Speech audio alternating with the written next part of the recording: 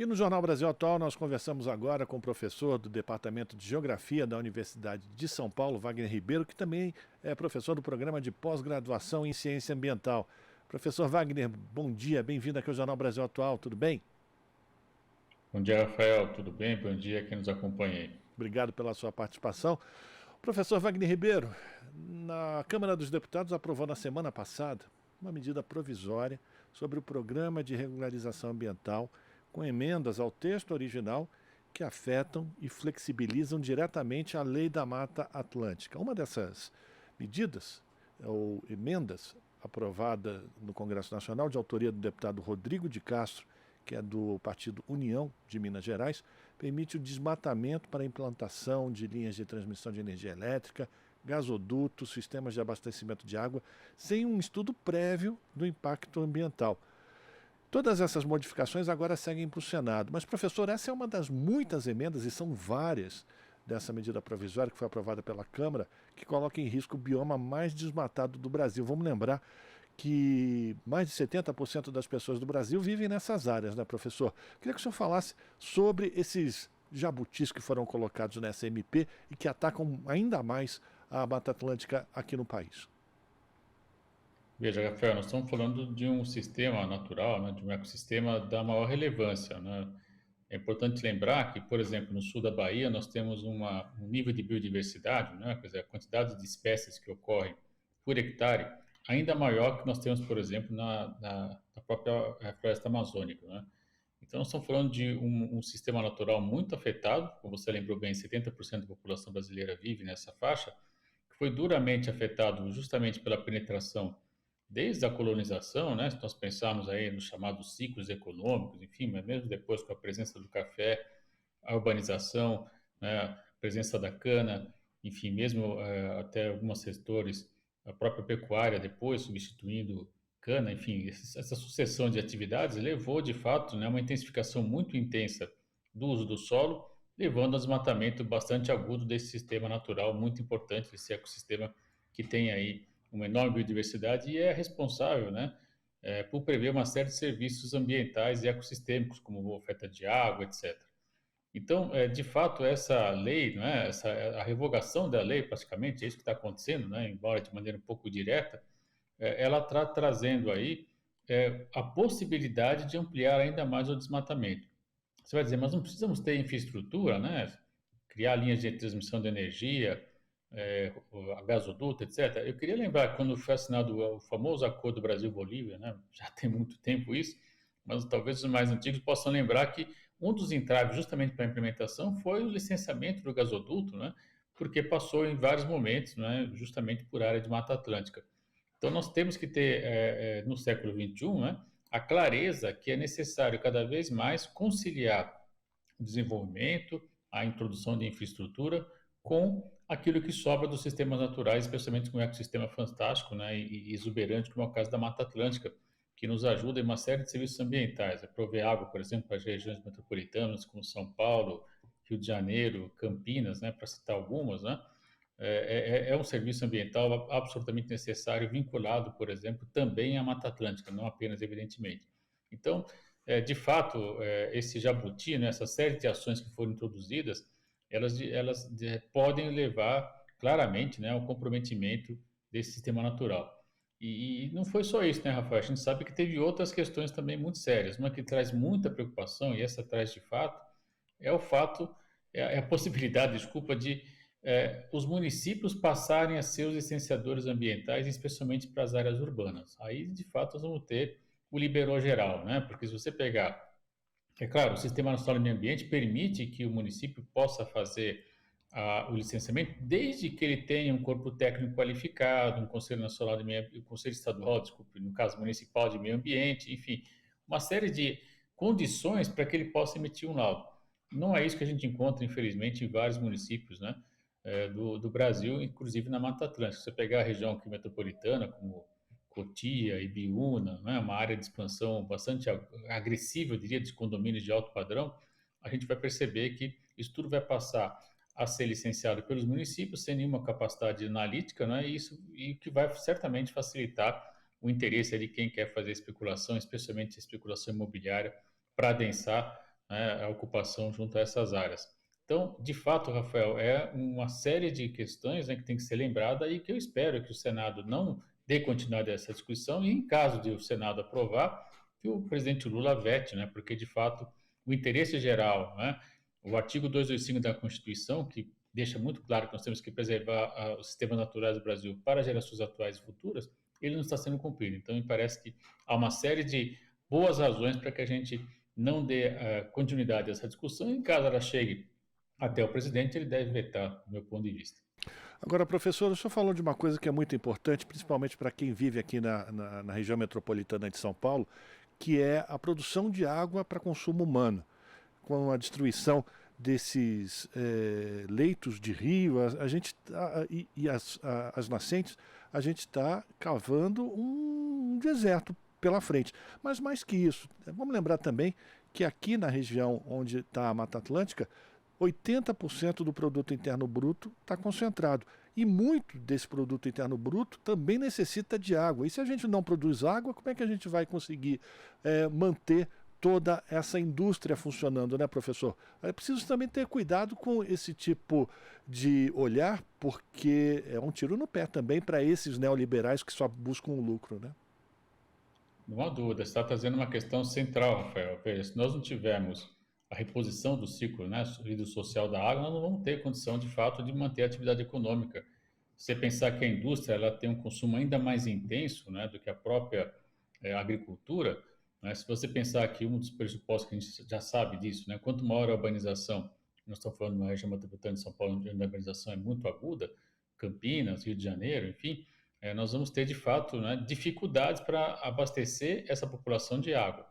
Já tivemos a crise de 2013 e 2015 em São Paulo, que acho que foi um exemplo recente, né, que está na memória de muita gente ainda, quase 10 anos já, mas enfim, isso está presente ainda. E evidente que os serviços ambientais que a Mata Atlântica traz, um deles, e talvez o principal para essas áreas, é justamente o provimento de água.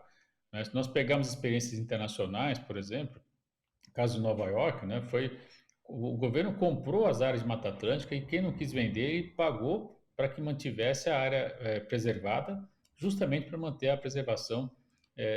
Não, no caso não é Mata Atlântica, desculpa, comprou as áreas de mata, né? Hoje eu estou um pouco lento, não sei o que está acontecendo aqui, peço desculpas ao pessoal. E aí, ao mesmo tempo, estimulou a preservação, né, subsidiando para quem tem a floresta em pé. Enfim, então acho que são questões que a gente tem que ter atenção, né?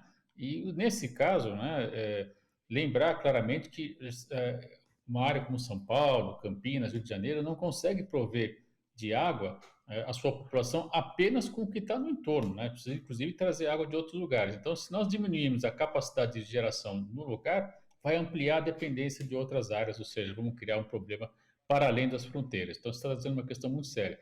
Se você lembrar, por exemplo, Rafael, algumas indústrias já deixaram o Vale do Paraíba no estado de São Paulo e mesmo no Rio de Janeiro por falta de água, né? A região metropolitana de Campinas também enfrenta, você pegar município como Vinhedo, né, dificuldades estruturais para fornecer água, né? Isso, sem dúvida, é um fator muito importante na localização industrial e pode roubar empregos também no momento que está precisando, inclusive, incrementar a atividade industrial e a produtiva em geral para gerar mais empregos. Então, de fato, né, o fornecimento de água é um serviço fundamental e está absolutamente relacionado à conservação da Mata Atlântica. Professor, e a gente está falando apenas da água que está, enfim, brotando pela terra, né? Aquela que está aos nossos olhos. Mas a indústria também, muito da própria agricultura, tem cavado, tem perfurado poços e tirando água do lençol freático.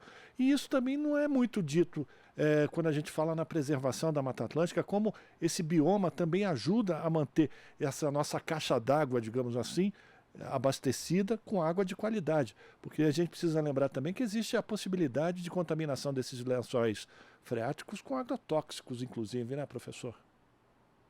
Essa é uma questão também fundamental, né? Nós sabemos que o lençol freático ele oscila conforme o nível de chuva, né? Ele está mais superficial, está menos superficial, enfim, isso a gente conhece, né?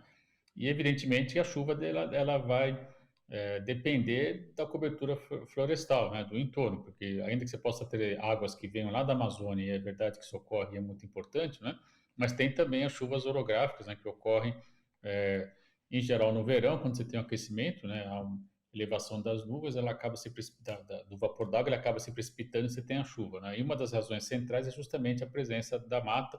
Quando não, Rafael, a mata também ela funciona como um amortizador, digamos assim, da temperatura, fazendo com que às vezes você cria um centro de baixa pressão ou de alta pressão, mas nesse caso de baixa, atraindo justamente chuva de outros lugares. Então, há uma série de serviços ambientais que a gente tem que lembrar, sim, né, para manter, inclusive, essa água subterrânea, né, que está, seja nos lençóis, seja também em aquíferos, né? No estado de São Paulo, nós temos várias áreas, por exemplo, no município de Ribeirão Preto, que se abastece fundamentalmente do aquífero Guarani. A própria reposição de água desse aquífero passa também pela chuva e, evidentemente, né, pela possibilidade da Mata Atlântica ajudar na reposição dessa água, né? E muitas vezes, Rafael, se tem o hábito, né, de usar essa água sem saber, inclusive, as condições hidrogeológicas de reposição desses aquíferos. Então, nós estamos, na verdade, usando uma poupança, né, sobre a qual nós não conseguimos ter controle de quanto vai ser possível repor e em quanto tempo essa água que está sendo utilizada. E a questão da contaminação ela é fundamental, né? Se você não tiver um controle claro dos agrotóxicos, mas também do saneamento, né, o esgoto não tratado, acaba sendo também uma fonte de contaminação muito séria que aí acaba inviabilizando o uso da água. Então, esse conjunto todo de fatores está associado diretamente com aquilo que você dizia no começo, né? 70% da população brasileira vive nessa área. Então, nós estamos falando aí de um contingente populacional muito grande, com uma intensa atividade econômica e precisa de água, né? É uma substância central para que tudo isso seja mantido. Sem Mata Atlântica, isso vai ficar inviabilizado, sem dúvida. A gente está conversando com o professor Wagner Ribeiro, professor do Departamento de Geografia da Universidade de São Paulo e também do Programa de Pós-Graduação em Ciência Ambiental. Professor, ligado a esse tema, agora a gente muda um pouquinho de assunto, a gente vai falar dos maiores defensores da natureza, os maiores defensores da biodiversidade, que são os indígenas, e a importância da demarcação, enfim, das terras indígenas, e eles como os grandes protetores enfim, das nossas florestas originais.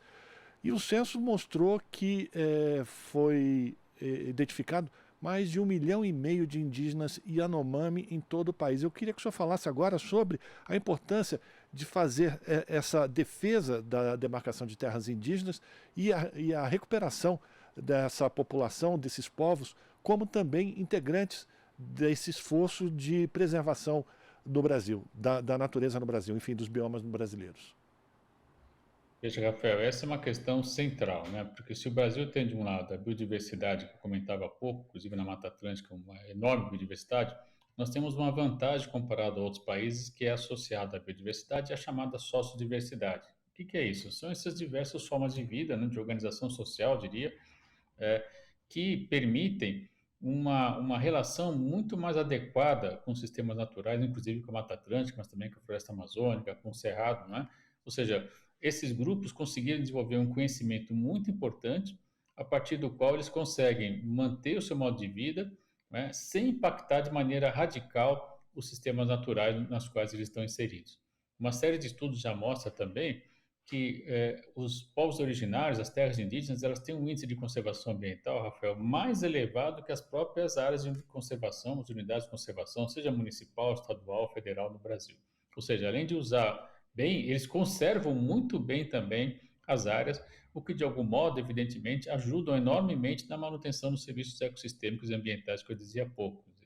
A manutenção de uma área indígena, por exemplo, uma terra indígena, permite que parte da água que está sendo gerada lá, né, seja transferida para outras áreas, a partir dos chamados rios voadores, por exemplo, no caso da Amazônia, ou mesmo junto a áreas de Mata Atlântica, né, em que pese nas proximidades da Mata Atlântica a gente ter muito mais dificuldade, né? Você tem uma série de povos originários que sofrem muito mais para conseguir manter suas áreas indígenas, suas terras indígenas, até porque a pressão imobiliária é enorme, né? Muito maior que você tem muitas vezes, por exemplo, na floresta amazônica. Então, de fato, né, essa sociodiversidade ela é fundamental para a recuperação, sim, dos serviços ambientais e ecossistêmicos e, principalmente, Rafael, nós temos que reconhecer as terras indígenas, dar a eles o uso dessas áreas, porque eles sabem o que fazer com esses territórios, né? Eles têm mostrado claramente que conservam, mantêm e nos ajudam ainda com os serviços ambientais. Portanto, é muito bem-vindo, né, esse número preliminar que o IBGE trouxe, é provável que esse número aumente um pouco, o que mostra que nós temos aí um contingente populacional muito importante no Brasil que vai nos ajudar a quem está vivendo nas áreas urbanas, nas áreas metropolitanas, a ter, por exemplo, serviços associados à Mata Atlântica, à Floresta Amazônica, ao Cerrado, que é fundamentalmente, entre outros, né, o acesso à água de qualidade. Quero agradecer a participação do professor Wagner Ribeiro, do Departamento de Geografia da Universidade de São Paulo, também professor do Programa de Pós-Graduação em Ciência Ambiental aqui no Jornal Brasil Atual, hoje comentando a legislação que foi aprovada na Câmara dos Deputados, que flexibiliza, enfim, o texto que protege a Mata Atlântica, e agora esse texto segue para o Senado e a gente torce para que o Senado não aprove, e se for aprovado, o professor Wagner também defende que o presidente Lula vete esse texto, porque ele é um ataque a esse bioma que já foi tão maltratado aqui no Brasil. Professor, muito obrigado pela sua participação. Um abração para o senhor e a gente volta a se encontrar. Até lá. Conversamos com o professor Wagner Ribeiro, aqui no Jornal Brasil Atual. Estamos apresentando Jornal Brasil Atual. As notícias que os outros não dão.